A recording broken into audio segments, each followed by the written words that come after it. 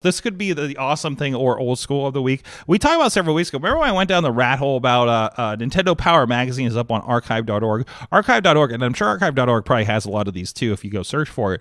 But there's another resource of note here. This is the, if you go to gamehistory.com, which seems like a pretty cool. I don't know what they're based out of. Anything. It's something just somebody was chatting up or last week, or I saw a story or something. That I can't figure out where the source was.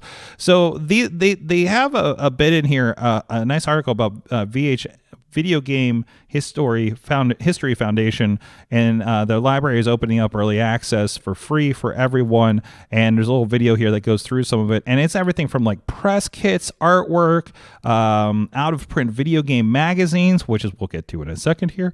But you can really kind of get in here, and the Mark Flitman papers is one thing that it kind of puts over here about what's going on there. This is not the link that I clicked on before, apparently. But the cool thing that I think you can directly kind of jump into here is archive.gamehistory.org. Sorry, new glasses. Who's this? But you can get into that. Again, these Mark Flitman papers I talked about. GamePro press CD collection I thought was kind of interesting. I can't remember. I don't remember GamePro having CDs, like press CDs or something like that. But this was they screen capped a lot of this stuff to get in here.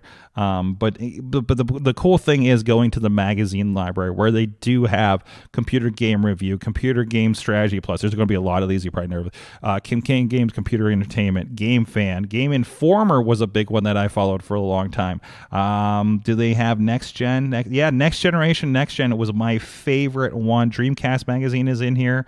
Next Generation got shortened to Next Gen for a bit, but this was a big one. These ones, they were talking, to me, Next Gen was cool because they were talking about games when they were basically in development. And that was a pretty cool, I was really kind of geeked out about them talking about a lot of the technology and stuff around this at the time, right? And of course, a lot of these, I remember reading articles on the early, BioShock game and everything like that, and just kind of the promise of this thing, the long promise of this thing, right?